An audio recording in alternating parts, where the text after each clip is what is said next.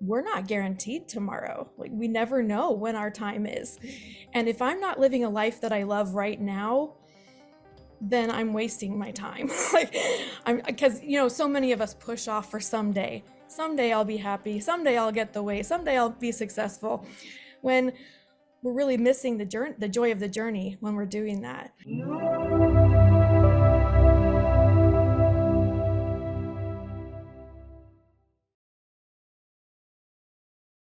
I'd like to welcome to the show, Nichole Clark. How you doing, Nichole? I'm so great. I'm so excited to be here, Alex. Thank you so much for this opportunity. Oh, thank you so much for being on the show. I truly appreciate it. Thank you for writing your remarkable book, Remember All That Is.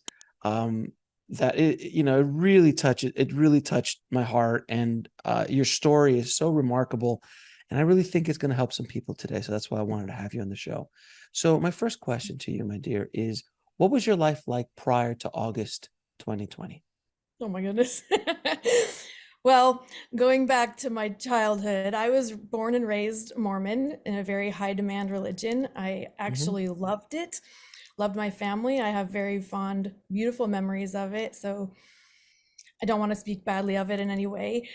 And um, I lived it heart and soul with every fiber of my being, I used to say, for Hmm. 38 years, never questioned it, never even thought anything out there could possibly ever light me up as much as Mormonism did. Hmm. And then in 2016, I had kind of one of those aha moments. I call it my Grinch moment, where Hmm.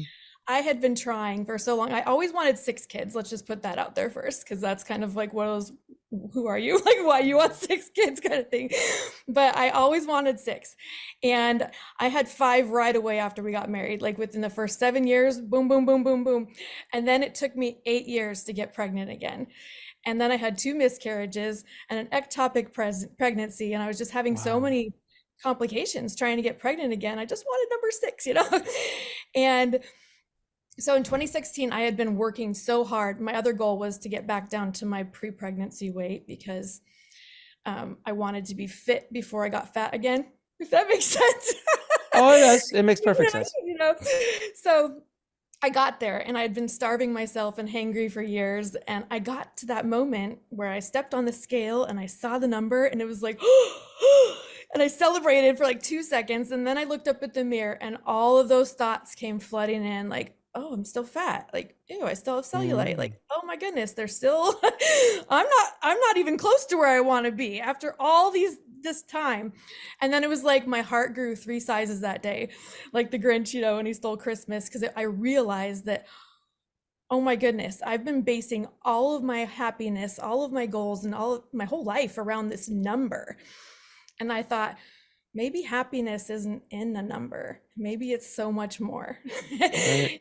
And since then I've realized it's not in a bank account number, it's not in my pants size, it's not in the number of likes or followers I have, nothing. And so that started me down the rabbit hole of self-development, personal development. I read so many books and Mhm. started that. And then in 2017, I was sitting in the dentist office. My daughter was getting her teeth cleaned, and I got a life-changing phone call where I found out that my dad had passed away unexpectedly, and that rocked my world. And I came home from that and just cried and cried and cried. I hadn't been able to get very close to my dad for many, many years. My parents had been divorced, and we were finally rekindling that. And he came out to visit for the first time in our marriage, like that summer. And then all of a sudden, boom, he's gone. And that really was like the catalyst to my real change, like where I just started saying, we're not guaranteed tomorrow. Like, we never know when our time is. And if I'm not living a life that I love right now, then I'm wasting my time. Like, I'm because so many of us push off for someday. Someday I'll be happy. Someday I'll get the way. Someday I'll be successful. When we're really missing the joy of the journey when we're doing that. So at that point, I started writing a book, and I'd given up on having another child. It was just like, at that point, my youngest was going into kindergarten, and I was like, whoa, I'm experiencing a freedom that I haven't had since I don't even know how long ago. Like, Yeah. my oldest was like 15 or 16 at that point, so it'd been many years. that I've been a stay-at-home mom doing mom thing and not doing anything for me. And so I started writing my first book. I signed up for all these courses on how to do that, how to do e-commerce, all these things. And then soon after my daughter went to kindergarten, I got pregnant again. And it was like, of course, right? When you let go. That's the way it works generally. Right. So I had a dream that told me I was pregnant like 3 weeks before I found out. Like, I have dreams a lot, and we'll talk about one of my recurring dreams that came true. But that was like one of those life-changing, like, oh, okay, well, I was putting myself first. Can I balance myself first and have a baby at the same time? And also, the night that my dad died was another huge catalyst in that. At that point, I was still very much in the Mormon box. I believed everything. I never questioned it. My husband had started to question it and was starting the deconstruction journey, and I was very opposed to it. I was very anxiously trying to get him back into safety, you know. And that night, Alex, he was led to watch a movie with me. He said, let's just get your mind off of this. And you will not believe what movie it was, because it literally changed my whole world. I wonder if you could guess. Oh, there's a lot of those movies. I don't know. Which one was it? I know. It was The Secret by Rhonda Byrne. Oh, of course. And, of course, right? Because she's changed everyone's life. But I had never heard of the law of attraction. Ever in my life. I'd never heard of the power of our thoughts, or that our thoughts create our reality. And all of that was brand new to me. And I swear that my dad orchestrated that. Like, on the day of his death, he was like, don't grieve for me, dear daughter. Here's a gift. Here's something that will change the course of your life and help you be happier. And so I started that rabbit hole and started learning all sorts of things, studied hypnotherapy and certified in NLP and Ho'oponopono and so many different modalities, right? And just really found a lot more joy outside of my box of religion that I had never discovered before. And then I started questioning my religion and having a whole bunch of doubts and starting having so much cognitive dissonance that I wasn't feeling good about life. And during that time, when I was pregnant with Emberly, I had a really bad breathing problem start happening, and we didn't know what was happening. I got tested, but because you're pregnant, they don't allow you to do x-rays or any of that kind of stuff. And they thought I had asthma, but turns out I didn't. And I also went to a Dr. Joe Dispenza retreat while I was pregnant with Emberly. And my husband and I were there for a week. And in that week, they put us into smaller groups where we get to know people and actually see the same people over and over, and talk about what we're learning. And in our group of like 50 people, I found it very wild and interesting that many of the women, at least 15, had problems with their throat. And I thought that was like really odd. Like, out of this whole group, like, why are these people having thyroid issues or permanent strep throat or all these things? And at that point, I didn't realize that where my breathing issue was coming from. We thought it was asthma. Fast forward a year later, when I'm carrying Emberly up the stairs and I can't breathe, literally had to stop after like 4 or 5 stairs just to get enough breath to make it up the rest of the stairway to put her in her crib. Like, it was crazy bad. Went to the ENT the next day because I was like, I got to try something different. The asthma doctor is not helping. And he did an MRI or an ultrasound or something on my neck, and he was like freaked out. He's like, I've never seen anything like this in my life. We got to send you straight away to a specialty doctor in Columbus, which is 2 hours away. And so he sent me there like the next day. He was like, we can't wait on this. I have no idea what's wrong with you, but it's not good. Long story short, that doctor knew right away just from listening to me breathe. He was like, oh, you have idiopathic subglottic stenosis. And I was like, what is that? Okay. And it turns out right below my epiglottis, I had developed enough scar tissue and problems where my throat was not normal. It was like down to the size of a little straw. So no wonder I couldn't breathe, right? And that morning before I got the diagnosis, I had a meditation where I was brought back to my childhood, and I recognized that the throat chakra represents one's ability to speak their truth. Hmm. And I had not been speaking my truth for over a year. I had been denying it, suppressing it, like, oh, yeah, I may not believe in Mormonism anymore, but I don't want to face that. Like, I'm not ready to leave. That's too scary. And it was terrifying.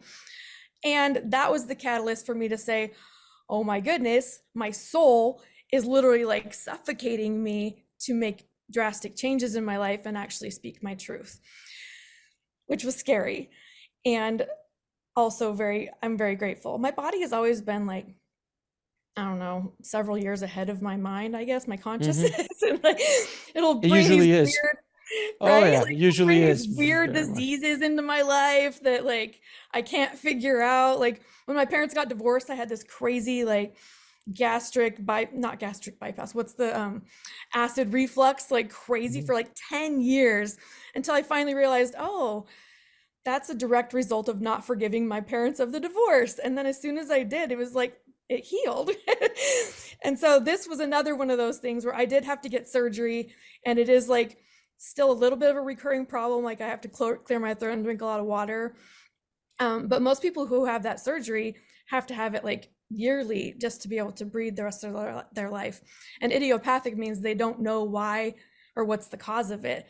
But I figured that out pretty quickly, was that I wasn't speaking my truth. So when Emberly was about 8 months old, I decided I'm not going back to church. I'd been going for like a year, and every Sunday I'd be like, why am I here? Why am I here? Yeah, like Yeah. I don't feel good anymore. Like this doesn't uplift me or make me feel whole or excited or even healthy. Like I was just, and so I finally faced that fear and said, well, my soul is calling me somewhere else and I'm gonna go there. And that was wild and scary, and also so glad I did it. Like so glad I did it. And I've become a completely different person since then. But also not. Like there's a lot of things I love about Mormonism that I've retained, and I'm very grateful for that upbringing. I did go through an angry phase where I saw how all the hurt and the pain that it causes to so many people, some of the doctrine and dogma. And, you just have to get to the point where you can look past that and love people where they are. Like I see a lot of people who leave religion and then judge Christians for judging them. And I did that. I did that for a long time, right? Like, oh, they're so evil for being so judgmental and criticism. And oh wait, I'm doing that right now when I'm criticizing them. And so I had to just transmute all of that to love and acceptance and recognizing that I was them. So I understand where they're coming from. They're coming from a place where they truly feel like it's love. They're trying to accept you, but also have been taught that it's evil and bad and you're scary. Like that was one of the hardest. Yeah, it's totally programming. So it was like, recognizing that they're not doing it with malintent. They're doing it because they're literally been programmed that way. And it's really hard to deprogram someone or, yourself. Well, it's one of the most difficult things you have to do is that, we spend the first 7 years being programmed and the rest of our life trying to deprogram ourselves of whatever we learned in those first 7 years, generally speaking. And it's so funny because I have a dear friend of the family. She's been a friend of my wife's for 12 years, and she's been Mormon. She was an introduction to Mormonism. So I learned a lot about Mormonism through her. And she was like you, gun ho, just all in, drank the Kool-Aid. I mean, but she was one of the sweetest, nicest human beings I'd ever met. And, we would look at her life and be like, there's a lot of positives to this religion, the community, always being there wherever you go, wherever you are in the world, you find a Mormon community and they just bring you in, and it's like no questions asked. You need to help be moved. There's 5 huge Mormon guys there to help you move in. You need to, right. So there's a lot of really positive things about it. But recently she had that same thing happen to her. Her and her husband both decided to leave the church, and I could just hear, and they were just like, she specifically is very innocent to the world. Like she didn't understand anything outside of Mormonism really.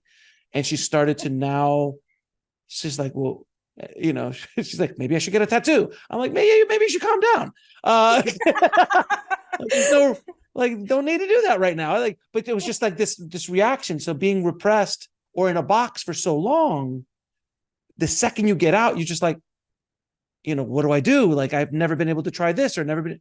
And she's a grown woman with family and kids. It's not like you're a 20-year-old going out there like, hey. So it's a really interesting thing to look, but she still is such a wonderful soul and such a beautiful family. But I understand what you're going through, because we thought that, like, there's no way they're ever going to leave that situation. It's just like, they're so gung-ho. I mean, they lived in Salt Lake City. It's the full-blown thing. And I visited Salt Lake, and the Mormons have that place on lock. There's no question about it. But it was really interesting, your story like that. And same thing happened with me. And so many people know that I'm a recovering Catholic. And I just recently went to the Vatican on vacation, not specifically there. I was in Italy, and I was like, well, we got to go. Yeah. And seeing that place, I could just, when I walked in to the St. Peter's, I just said, oh, this has such little to do with Jesus's teachings and has so much to do with this organization's power and influence. And that's all. And as you walk around and you start to, you're like, oh God, this doesn't has nothing to, it just literally has nothing to do with Jesus. Like nothing to do. So it's like, I already walked into that world already converted by decades, but I felt the same way as you. I would go to church when I was younger. I'm like, why am I here? It doesn't feel good. Like the last time I was in a church, like to be in a service, was at a wedding. And I'm like, I just can't get up and stand down and kneel and go through this charade. It didn't make sense for me. It makes sense for others. Yeah. And that's fine. You meet them where they are. But for us, it didn't. So I'm glad you shared your story with us. That was such a... Yeah, it filled me up for years, and then it didn't. And what I've kind of related it to, and what I talk about with Emberly, is that it feels like, trying to fit back into my kindergarten clothes. Like, I loved this outfit. It was beautiful. Like, it was fantastic, but my soul has expanded so much. It's like, I can't fit back into that no matter how hard I try. Like, I can respect it and love it, and also be like, yeah, not for me. Yeah. I wish I could fit some stuff. I could fit into some stuff that I used to have. Yeah. Not even kindergarten. We're talking like college would be great. And I'm not sure it's the soul that expanded. It might be some other things that expanded on me, but I'm doing the best I can. Yeah. Well. So tell me, what happened in August of 2022 that kind of really shifted again your life in a way that is pretty undescribable. Yeah, well, let's go back a little bit. After I left the church, Emberly was about 8 months old when that happened, and a few months after that, COVID happened, because she actually died about 3 years ago now, next week, August 17th. But COVID happened, and all my kids came home. So I had all 6 children at home, and I kind of loved it. Like, it was kind of wonderful, honestly, to not have to drive them everywhere, not have to have them be a million directions all the time, but just to have everyone at home, and they actually got along, and everyone loved Emberly. Like, we just adored her.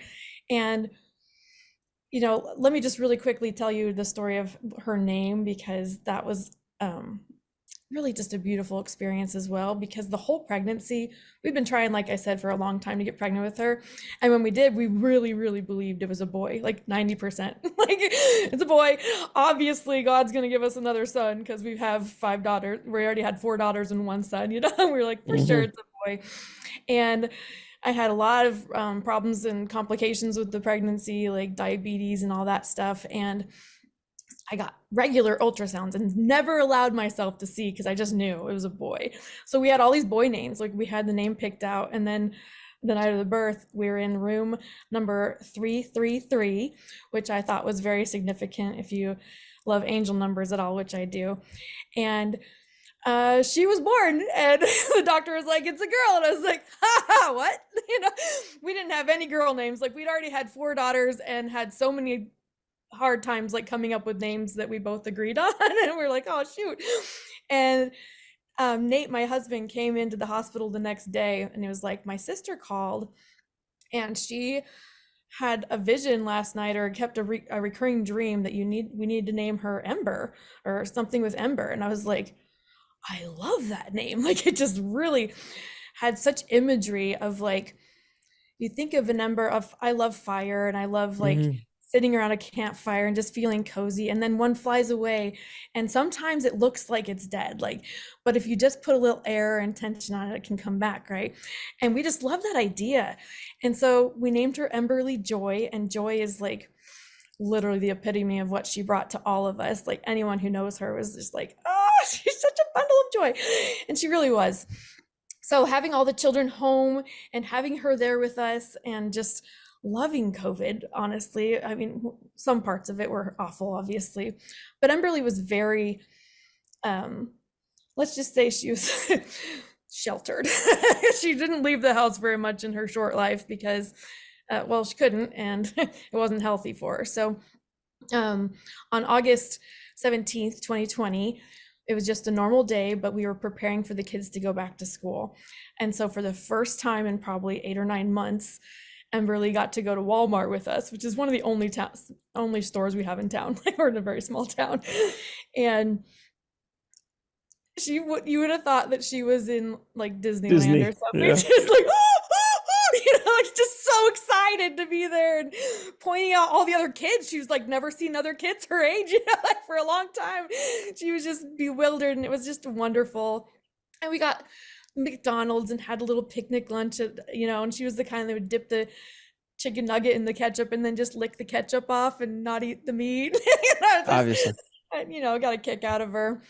And then later that afternoon, she was in a nap, and I was downstairs working on my computer, and she came down and was running around, and I was like, hey, come here. But she just is like, like, whatever, see you later, mom, ran to somebody else. And I left to go take my kids to a birthday party. 2 of my daughters had a birthday party, and it was like 45 minutes away. So I'm driving there, and I go and drop them off. And on the way home, I'm listening to a Brene Brown book, who I love. And I just finished the book right when I got to my driveway. And my driveway is really quite long. It's a third of a mile up a hill and around a curve where you can't see the house. And as I was driving up the driveway, I saw an ambulance coming toward me, and the lights were on. And, as a mother, that stops your heart in its tracks. And I didn't tell you this yet, but for several years before this moment, I had been preparing for this moment. I had had premonitions and dreams and so many feelings during Emberly's entire life, and even before she was born, that one of my children would drown, and that it would ruin my whole marriage and my whole life would change. And this was a recurring nightmare that I actually wrote about in my first book, The 10-Minute Refresh for Moms. I have a whole chapter on the dream that woke me up. And it was literally one of those things where I did a thing called fear setting, where I went through this worst nightmare, because it literally would wake me up crying, like, regularly. Like, one of my children would drown, and because my husband wanted the pond and the pool, I always blamed it on him, like it's his fault. And we would get divorced and all that. And so I fear set this whole scenario, like, if this really did happen, how could I handle it? How could I prevent it? What could I control? How could I react in a way that I became a victor instead of a victim? All those kinds of things were like all the things in my mind. And so as I'm seeing this ambulance come toward me, that's exactly, oh, it happened. It actually happened. Like, I prepared my whole life for this, but what? Like, no way. And I saw the ambulance pass me, and went up to my driveway and saw my husband just like crying for the first time in our whole marriage. We've been married, I don't know, 18 years at that point. And I was like, what's happening? Like, and then we all rushed to the hospital, and we weren't allowed in because of COVID. And it was just a beautiful thing. We saw all of these workers, paramedics, nurses, cops, everyone gathered together in a big prayer circle and just like pray for us as a family. And I remember standing in the parking lot asking my family like to do like the Care Bear stare, where we're just like Mhm. spreading love through our heart, as much as we can towards the hospital. And soon after, like probably about an hour of waiting for her to breathe again, they said that they got her to breathe on her own again, and we had hope. And so they brought us into the hospital, and I was able to sing Twinkle Twinkle Little Star. She loves the words up high. And I could feel her hand, like, and her heartbeat, you could see, was raising. So that gave us a lot of hope. And then they said there was enough hope that we could life flight her to the children's hospital up in Columbus, so we got in a helicopter. I got to go with her because of the weight limit. My husband was too bulky and muscly. And I had this beautiful opportunity in the helicopter. Two paramedics were over there helping her breathe with these little machines, and it was kind of awful. And I just felt so connected with her at that moment. And because I'd had so many premonitions during her life and an opportunity to prepare, I knew that she wasn't going to stay. And I gave her, in that moment, like, we had one of those soul connections where I just said, I know you're wanting permission, and I give you permission to leave. I know that. And that was so hard. Like, you want them to Sorry. stay so badly, but you really can't control it. But it was just one of those moments where I just knew, like, we'll be okay. Like, it's gonna be okay. Somehow we'll get through this, and we'll make something beautiful of your life. And then soon after we got there, and they did a brain scan and everything, and found out she was brain dead. And then I had to sit in the hospital for 2 hours until my family was able to drive up and meet me there. And we had to tell the kids, and that was the worst night of my life. But also so beautiful. Just one of those opportunities to hold her body for the last time, but also acknowledge the spirits around that were buoying me up, and our family at that time. We felt a lot of love, and the overpouring of love from Facebook and friends was just so overwhelming and beautiful that you could feel like deep grief and pain and a massive love and gratitude at the same time. And for the first time, I realized that you can hold all of these emotions, and the deeper the pain, the more love you felt. And it was just like this beautiful conglomeration of all the feelings. And soon after that, after the funeral, I went to a psychic medium, and Mm. the message I received was like, oh, this all makes sense now. It all makes sense now. And she told me that Emberly and I had created a soul contract before we came here to Earth to write a book together, that Emberly wouldn't be here long, and I knew that at a soul level. That's why I had feared it her whole life. That's why I kept having premonitions. And that we were supposed to write a book together to expand the collective consciousness. And I had no idea how to do that. Like, I was like, Fairly big order. What? Yeah, exactly. I'm like, okay. And I went home, and I was like, okay, well, how do I talk to you, Emberly? Talking in my head, talking out loud. And then I had heard of automatic writing before, but I'd never really tried it. And I was like, maybe that'd be an easier way for me, because channeling had always been kind of woo-woo and out there, and you're talking to demons. So that's the devil's work. That's obviously the devil's work. Yes, obviously. So, but oh my goodness, soon after, I would get up every morning. It became like my favorite thing, like almost like a drug to me. Like, I couldn't get enough. I would meditate and get on my laptop, this one I'm talking to you right now, and I would start typing. I'd type my feelings, I'd type my dreams, and then I'd be like, Emberly, are you there? Like, can I ask you some questions? And then she started coming through my fingers and just answering everything I asked. And we just had beautiful conversations, to the point where I was like, I gotta share these. Like, this is mind-blowing stuff, and like stuff that I wouldn't have come up with on my own. Like, I'm a smart person, but I'm not like that. Like, I can't do that on my own. And so I started sharing them on Facebook, and people were just like, whoa, what is this? Like, I can't wait for this book. You were making a book, right? Like, and so we wrote together over 200,000 words by like January of that year. Wow. So like in 4 or 5 months, we had way more than a book. And I was blown away and also overwhelmed and terrified. I was so terrified, Alex, to share it because I was still deconstructing religion, and a lot of my questions were about that. And Hmm. to share that message with most of my Yeah. audience on Facebook was still family and friends who were very much still Mormon, or at least very least Christian. And where we live is in the heart of the Bible Belt. And I was like, this is terrifying. So I just kind of shelved it. I put it Of literally, course. I had it edited, and the editor loved it. She was a spiritual open person. But I couldn't share it anymore. I was like, it's enough to share it on my Facebook feed, but and just that's only little captions that I Clips. would use, you know. Sure. Like, You were pre-editing. You were pre-editing. yes. 100%. So yeah, I put it on the back burner for nearly 2 years before I finally published it in December. And during that time, you know how like you know something and you're given the message, but you don't know how to embody it? Like, you don't, Hmm. like, thanks for that amazing download, but how do I actually do that? Like, so many of the messages that she gave me were like, you know, there's so much beauty and pleasure in pain on a soul level. Like, enjoy your pain. This is your time to like really like dig into it and allow yourself to feel all the suffering and all the Right. grief. And I was like,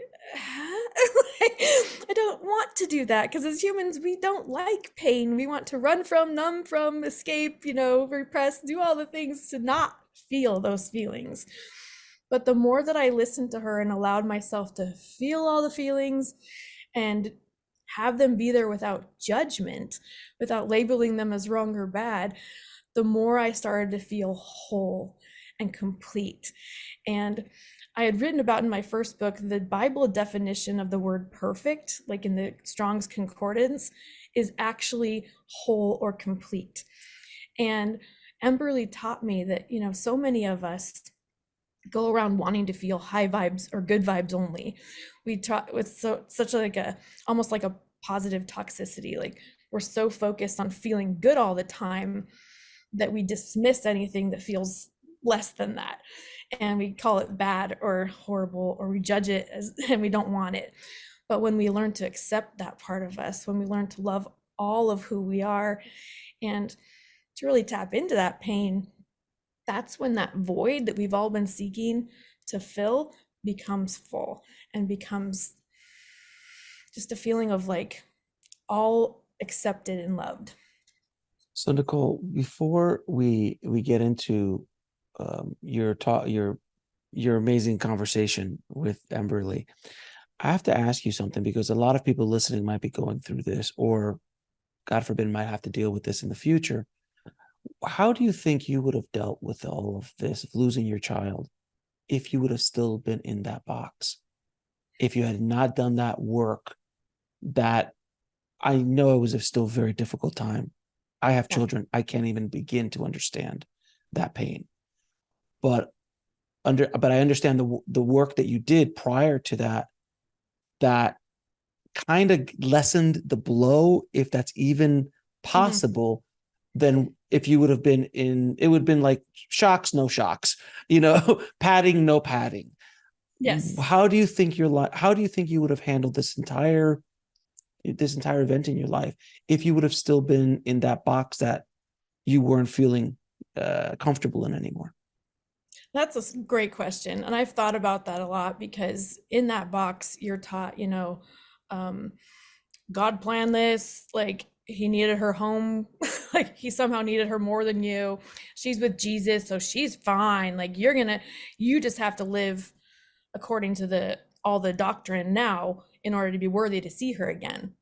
And that was one of my biggest fears, you know, like I'll Of never be course, able to, fear.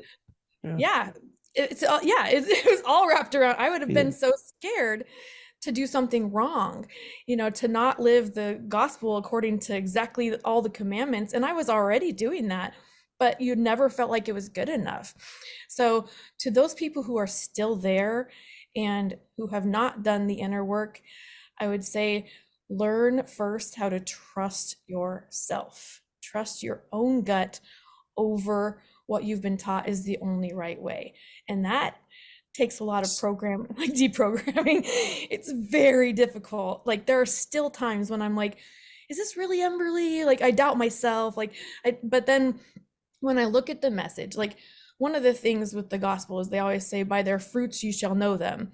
Mm-hmm. And yet when you look at a lot of the fruits of Christianity in general, or just how people treat each other within or without of the religion, a lot of the fruits they're kind of rotten, Alex. They're not very much desirable. I don't want to eat that kind of fruit anymore. And so I would definitely just say, allow yourself to grieve the way that you feel is best. Don't let other people tell you there's a timeline. Don't let them tell you there's a certain way to grieve, because everyone grieves differently. Like for me, I learned to express myself through writing and through art, and that was super healing. I was able to get in flow. And honestly, the more that I felt positive gratitude feelings about the experience, the more I was able to connect with Emberly so much easier. I could feel her vibration a lot easier. And that's okay. But it's also okay to feel so devastated and so sad, and to allow yourself to just stay in bed all day and binge Netflix and eat whatever you want. That's okay. Like we have such a stigma in this society that, like, oh, we'll just get back up. It's going to be okay. And it was God's plan, so just get over it. Like some people would say that, like, just get over it. Like,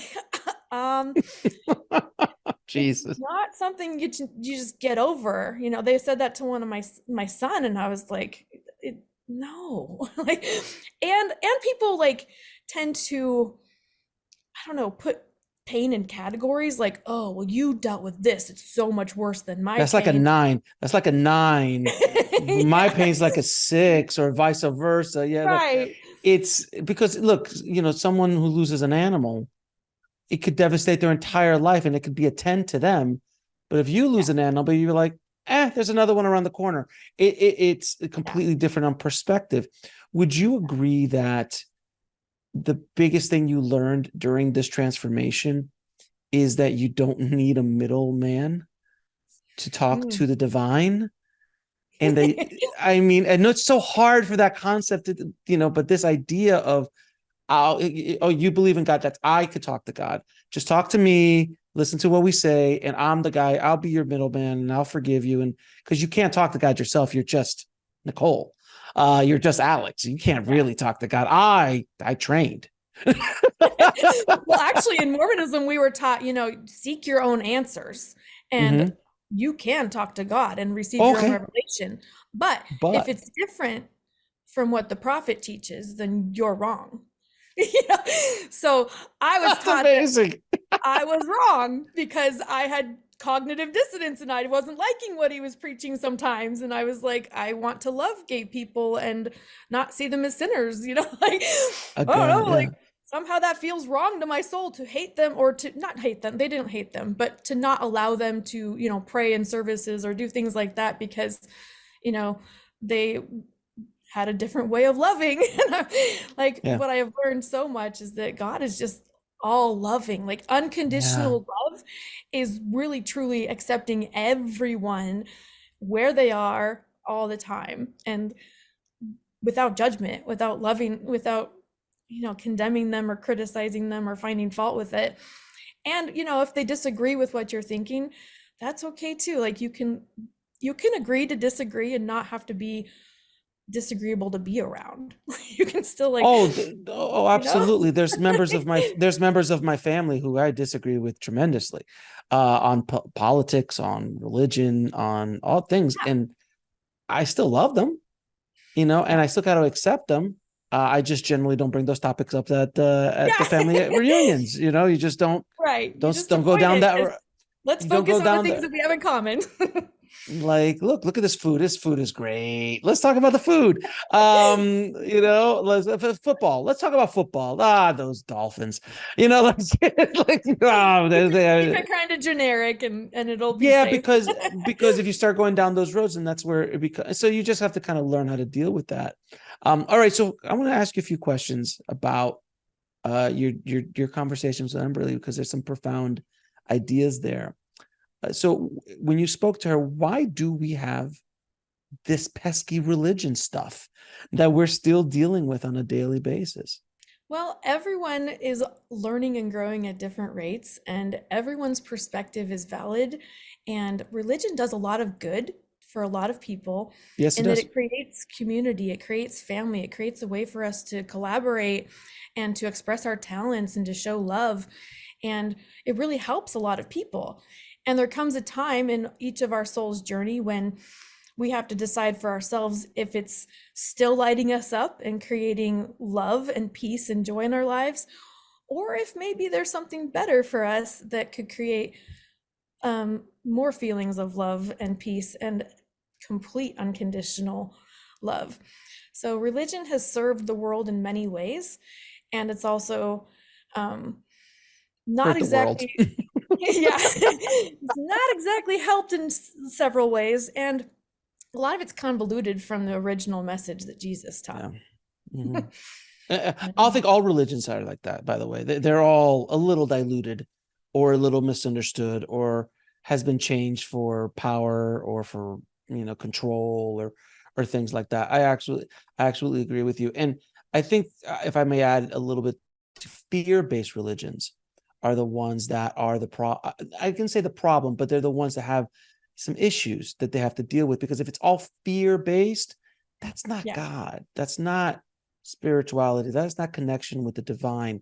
There is no fear in that, and they don't judge. And divine Yeah. does not judge. God does not judge. Jesus, for God's sakes, while he was here, he was the first one to, like, no, bring the hooker in. Like, I mean, come on, it's like, as opposed to throw stones at her. All this kind of stuff. So that fear-based is the real key term, because there are wonderful aspects. You're absolutely right. Like I said originally when we were talking, the positive parts of Mormonism was just like, there's a strong ass community. I've never seen, Yeah. like, wherever you are in the world, they don't even know you from a hole in the wall. I need 5 guys. Here you are. Let's do it. Like, they don't even question it. So there is Yeah. positivity to that. But There okay, so is, that yeah, there's both. exactly. Now you discussed a little bit about a soul plan, a soul agreement. What is Emberly's, take on that? And what is your take on that based on what you've learned? Yeah, like I said, the psychic medium, that was the first time I'd heard of a soul contract. I was like, what do you mean? Like, what is that? And I had heard of Your Soul's Plan from Robert Schwartz. I don't know if you've heard of him, but he Well, wrote a book yeah, he's called been on Your the Soul's show. Plan. Oh, of Yeah. course. Yeah. And that book really changed my life in that it introduced that idea to me of like, oh, we can plan things before we come here. And when I dug into it with Emberly in the book, what really fascinated me was that, before I always believed that God was the one doling out all the circumstances and the challenges that we'd go through in life. And in my book, I'm like, that's not fair. Like, why is it that God would like make me lose a child, and I wanted one for so long and I tried so hard and had so many obstacles to get it, and then this other person over here who doesn't want a child, who's abusing them, Right. gets like all these kids? Or why is it that some people get massive disease and cancer and all these things, and other people are healthy? Or the poverty and slavery, like there's so many things that seem so unfair. Mm-hmm. And when you think of it from like God being a higher, powerful, white, cisgender, older, fatherly figure in the sky, like doling out, oh, well, you get cancer, you get rich, you get Like like the horrible Oprah, and you get cancer, and you get slavery, and you get, like, that's like, no, yeah, that's not what it is. right. But when Emberly explained it, like, no, you actually choose those things based on what you want to learn in this lifetime and what you want to expand and grow about. And I loved the idea of, we even choose villains or people to play the role of a villain or somebody that hurts us so that we can learn on a soul level. And she really helped me see that sometimes our villains in our human world were probably some of our best friends on a soul level, because they were the ones that volunteered to play the evil the evil role. And that just changed my entire way of seeing everyone. instead of seeing them as like bad or wrong, like victims and villains were two things that I had a really hard time like loving. I had played the role of victim many times, and I really didn't want to be the victim to her death, or like, oh, poor mom, she lost a child, like, because everyone looks at you differently once you lose a child. Right. And I didn't want to play that role, but she taught me that all roles are so beautiful and so valid and so necessary to the way that just we expand and grow at a soul level. So she really helped me see that these plans that we created with the villains and the hero story, you have the background in film, like every good story requires ups and downs and a really hard conflicts and villains or even experiences, challenges, challenge, to overcome. And without those, like, it would really be kind of boring. It's a boring story. A story without obstacles or without conflict is a very boring story. If you look at any movie, any book, any story, even books in the Bible, stories in the Bible or in ancient texts, all of them have conflict. Without conflict, there is, what are the 300 Spartans without the Persian army? It's just 300 dudes sitting in a mountain. Like, it's not really exciting. They're ripped up and I know they're muscular, but still at a certain point it gets boring. So, you need that conflict. And in life, as unpleasant as it might be, you need it. It's like, I always use the same analogy. If you're in the gym, you need to lift a heavier weight in order to tear down the muscle fibers so that it could heal itself and grow stronger to then handle the weight that's coming. And so that's how you grow, and that's how you build muscle in your body. So that's a perfect example of what life is. It isn't pleasant. Anyone who's ever been in a gym, not pleasant at all. Yeah, exactly. But it's worth it, And she actually gives the analogy in the book that Earth is like the Disneyland of the universe, that we choose to go here because it's super exciting. Everyone talks about it. You go there for fun and it's going to be really great. And then you get to Disneyland, and in reality, unless you have one of those fast passes or magic, and even then, the lines are long. It's hot. It costs how much to get in here? What does that water cost? How much is the popcorn? I don't want a turkey leg. Like 100%, right? So even when you come, like you make this plan and it sounds fantastic. You're like, that's going to be so good. And then you get down here and you go through and you're like, I would not have chosen this. There's no way, but when you really get down to the soul level and see what benefit is, how is this happening for me instead of to me? When you really start asking that question to every single thing that comes into your life, then it becomes more of a beautiful experience. And like Disneyland, you can look back and have fond memories and be grateful that you went.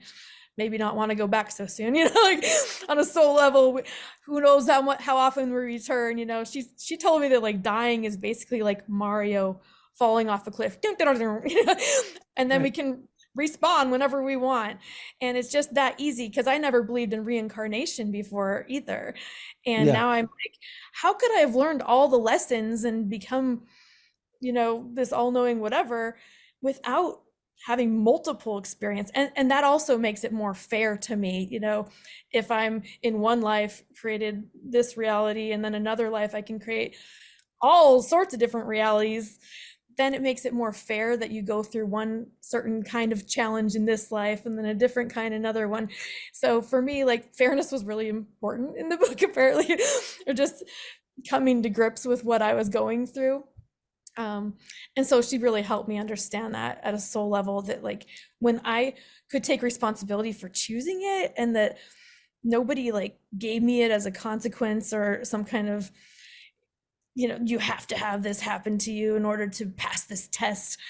It became so much more lovely, like, oh, so how is this happening for me, and how can I use this to benefit others as well?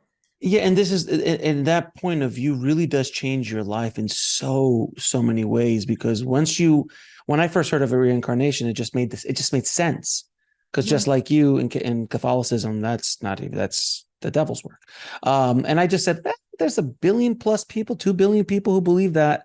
There's 1 billion who, and like, hey, you mean to tell me all those 2 billion are going to go away because they don't believe what we're saying? Like the math doesn't add up. But, Yeah. how could you have, and that was the other thing I always felt the same way. It's like, my only experience as a male growing up in America, as a Cuban male, Latino male growing up in America with this type of scenarios. And I'm like, that's all I get. And I'm lucky. I'm very lucky, generally speaking, or how about that kid that was born with a disease and lives 5 hours? Mm-hmm. And that's it. That's just Right. a lot. That's the cosmic lottery. It didn't make sense to me. It didn't make sense to me. This makes a lot when you start delving into the concepts of reincarnation and taking more control and authority over what happens in your life and how you create your life. Yes. It's very empowering. Yes.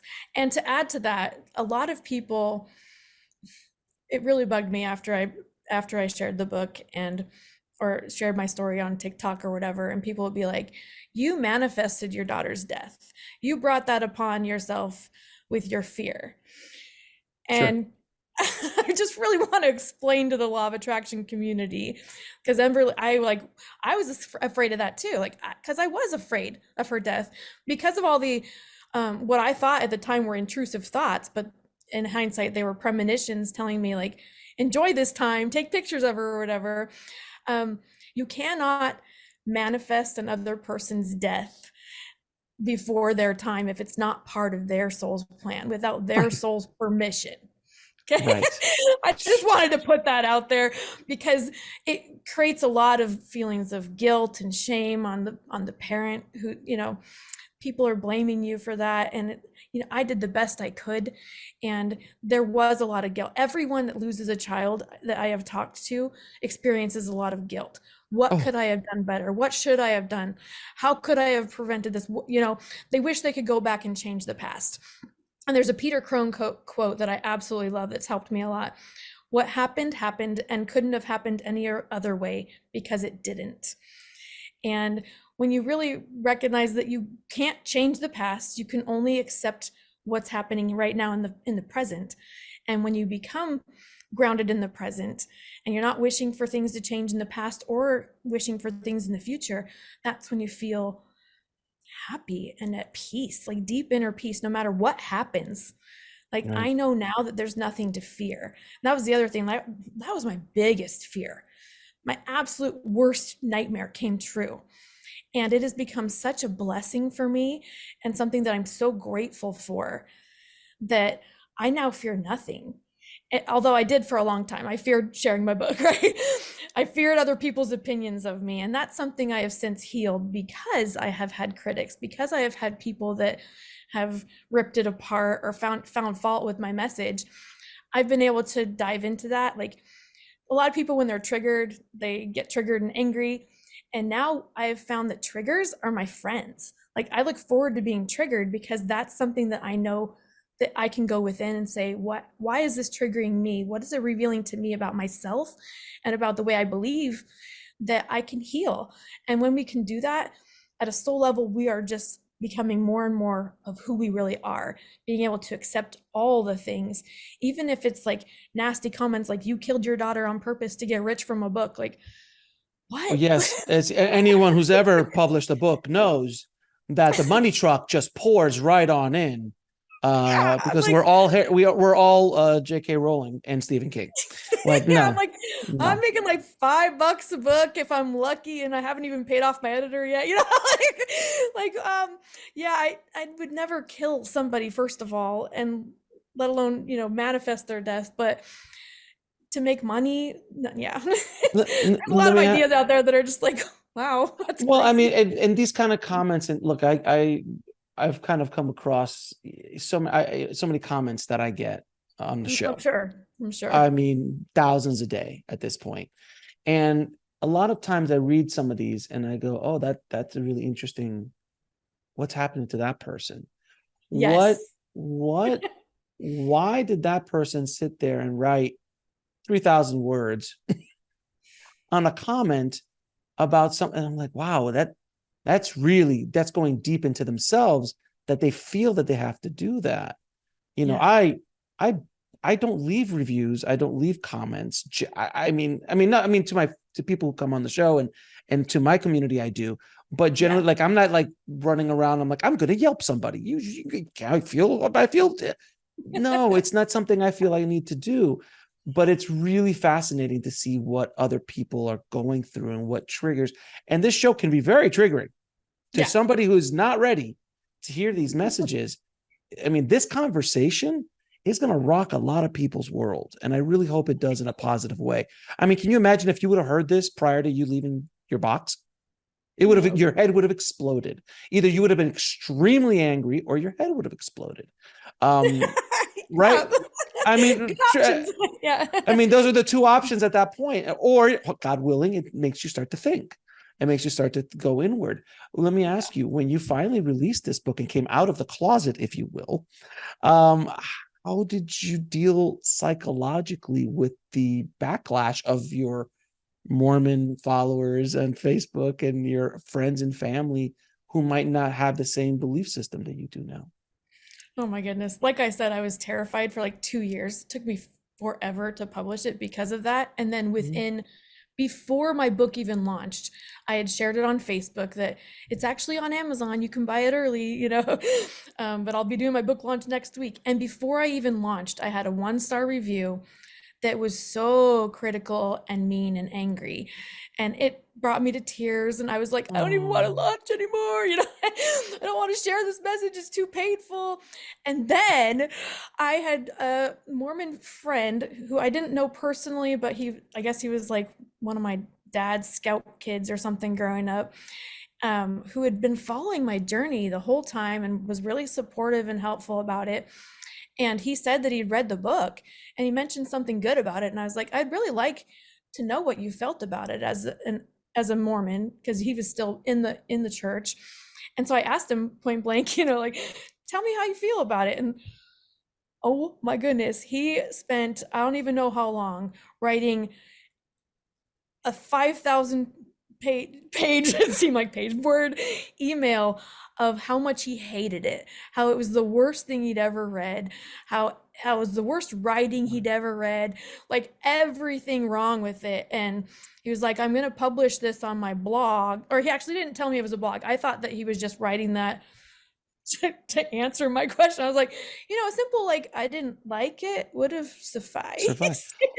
But it triggered so many buttons in him. So many buttons that he had to like do point. And I only read like the first, I don't even know how many 1,000 words. Like, yeah, I don't need to read the rest. And then he asked me like, if you wanted me to change anything before I publish it, just let me know. I was like, publish it? What are you talking about? So he like put it on Goodreads and then he put it on his blog but we had a beautiful exchange, Alex, and this is what I wanted to share about this, because at first I was so hurt and so disappointed, and my worst fear of that had also come true, and I was just like, oh man, this is the first of so many. I'm just so scared. And then something beautiful happened with him where he wrote back after he had seen my Facebook post of like crying about like how much pain I was in. And he was like, that was not my intention. I didn't mean to hurt your feelings. Like, didn't realize that my 5,000 word negative review. Didn't realize that would hurt you so much. Like, what? But he said, it really, really helped me as a Mormon because Mormons are, of the Christian religions, Mormons are the outcasts, right? They're already like judged a lot and not even considered Christian by many Christians and whatever. Sure. So they deal with a lot of backlash anyway. So he was like, it was really healing for me to be able to bear my testimony and to share my truth, because I hadn't with my audience yet. And he wanted to thank me for pushing him outside of his comfort zone. And it was bizarre, but at the same time, it was like, I could see that he had volunteered to play this villain part in my story to give me such horrible feelings and fear about my book. And at the same time, I had pushed him to get outside of his comfort zone and face a fear. And so it was mutually beneficial in a really odd way. But I ended up feeling very, very grateful for that, because now I'm just like, oh, well, there's couldn't be worse than his. Like anytime someone leaves a comment, it's like, yeah, no skin off my back. But I Oh, also did have help several months after the book. I think it was I published it on December 6th on Emberly's birthday, which was kind of a weird idea because I thought it would be like celebrate, and then I was like all sad because it was her birthday. It was one of those weird, why did I do that? But also I'm glad I did. But anyway, a couple months later, I was still struggling a little bit with the people pleaser in me. I just want to make people happy. I want to help people. And sometimes when you're helping people in a way that you think is helpful, they get triggered by, and they don't like your message and they hate you. And that hurts you more than it feels like it helps them. So I went and got with my husband and my brother to a therapy session with MDMA, and it's kind of like plant medicine, but it's oh, I know what it is. Yeah. yeah, I don't know how to explain it, but it was one of those experiences that changed the way I see the world forever, and Oh, even helped me even more just like love everyone where they are and not care what they think about me anymore. it's Oh, it's it's like microdosing almost. It's like a microdosing of a psychedelic or yeah, something that. something like that, but it was with a trained therapist who Sure. helped Yeah, yeah, yeah. like, and this one has been proven to help a lot of people with PTSD and like a lot of Mm-hmm. trauma. And I had the religious trauma and the trauma of Emberly all packed in one with COVID, So it was so healing to me, and some of the messages that I received during that were so beautiful, and they went along with the book as well. Like the first thing I noticed was that my body went completely numb, and that kind of scared me at first because I was like, Mm-hmm. I can't move. I felt paralyzed. And then when I like dug into it, like I just saw a vision of me, and because I was like, I need my body, like my body's not working. And like I said earlier, my body's always been like way ahead of my mind, and like gives me these weird sicknesses like my throat and stuff to help wake me up, to help teach me a lesson about something. And I've had a lot of chronic pain and complained about that a lot in the book with Emberly. She really helped me with chronic pain and just pain in general, suffering. And the first thing I see when I'm on this medicine and I'm paralyzed is this vision of me in my pre-birth session, honestly, like scrolling like this, picking my avatar and trying on different bodies.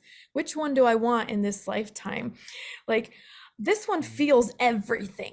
This one feels like so much pain all the time, and it's going to really help you dive into what you want at a soul level.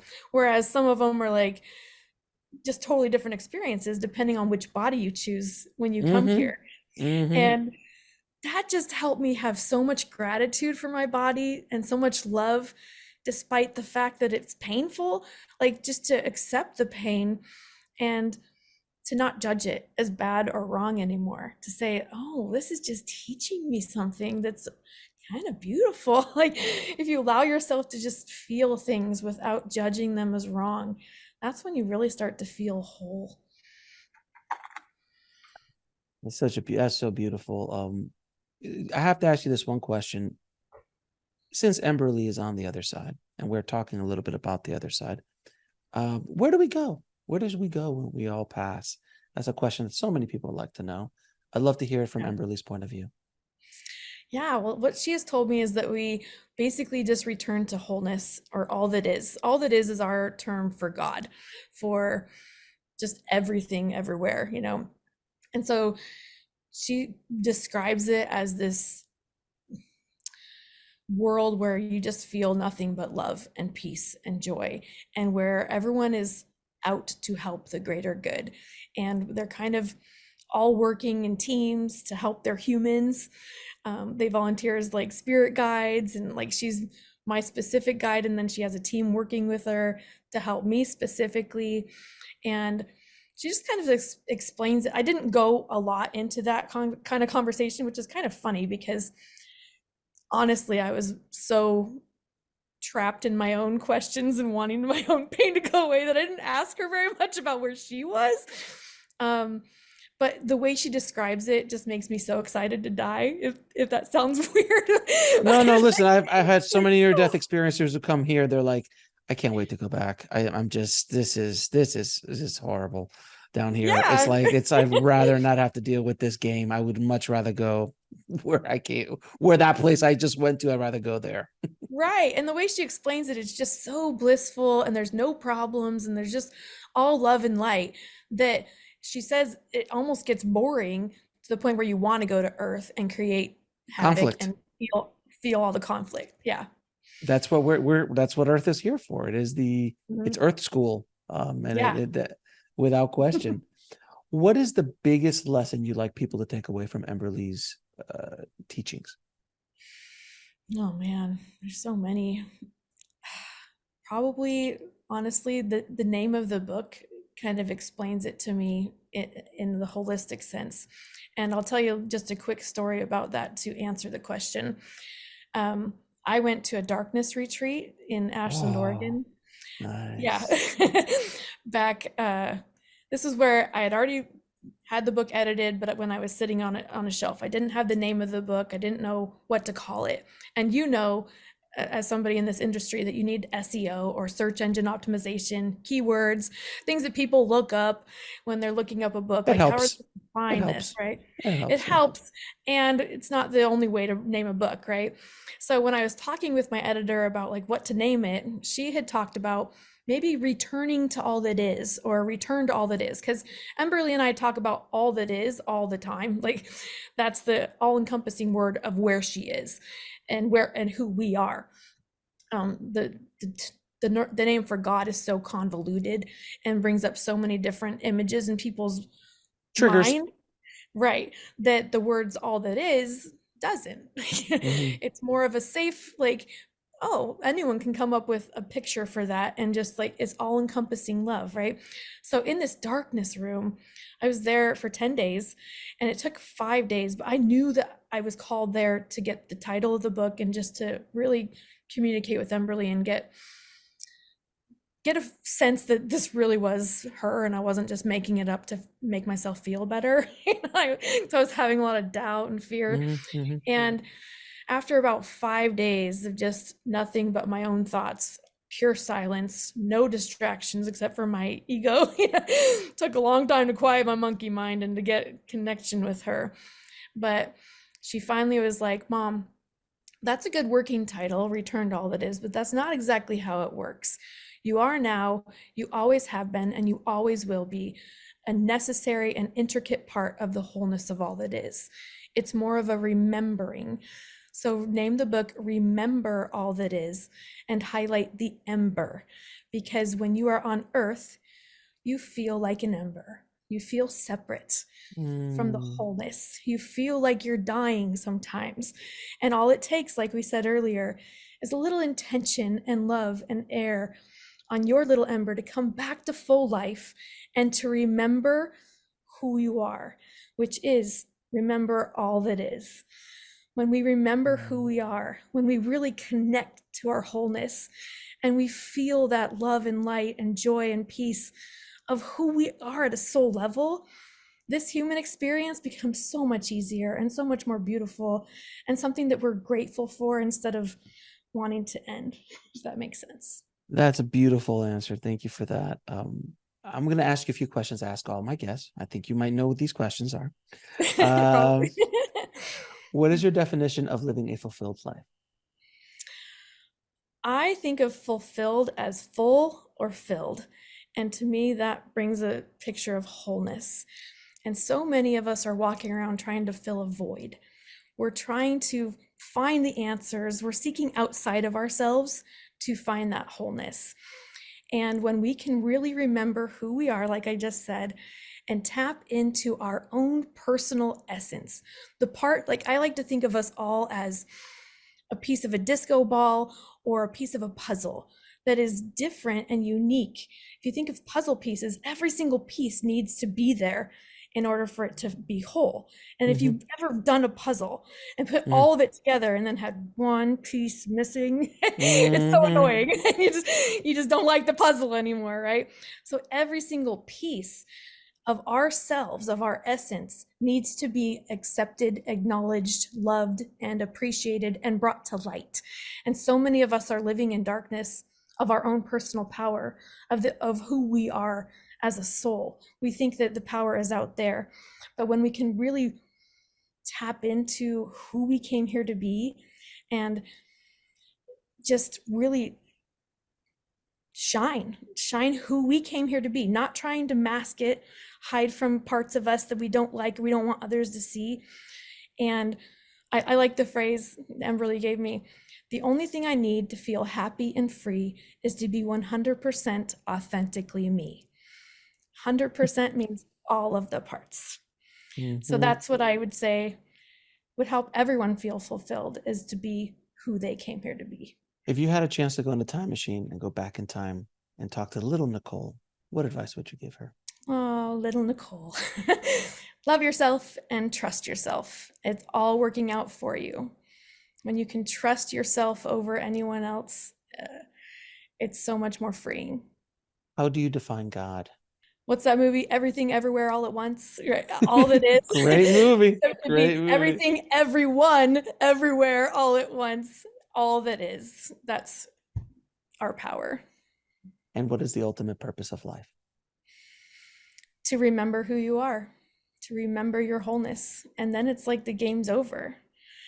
And then you're here to just serve other people and help them remember too. And where can people find out more about you and your amazing work and your book, Remember All That Is? It's all on my website, www.embersglowstudio.com. And do you have any I made that after Emberly. And do you have any parting messages for the audience, you or Emberly? I just want you to know you're loved and that you're not alone. And then if you're going through loss of any kind, don't compare it to other people's. Know that your feelings are valid and allow yourself to feel all of them all the time. And to know that you're not alone, that there are many people going through this process, and I'm just an email away if you need help with those certain challenges of grief, especially losing a child is horrible. Leaving a religion was harder for me because I didn't lose Emberly, but I did lose my entire identity and my entire community. So if you're traveling through that and going through that journey, please reach out, find somebody, know that you are loved and that you're not alone, and that there's no wrong way to do it. Nichole, thank you so much for this conversation. I really do think it's going to help a lot of people out there. So I appreciate you, your bravery, and your journey and sharing it with us. So thank you so much, my dear. I appreciate you. Thank you so much for letting me. Thanks for watching. Click on one of the videos below to continue your journey, and don't forget to subscribe.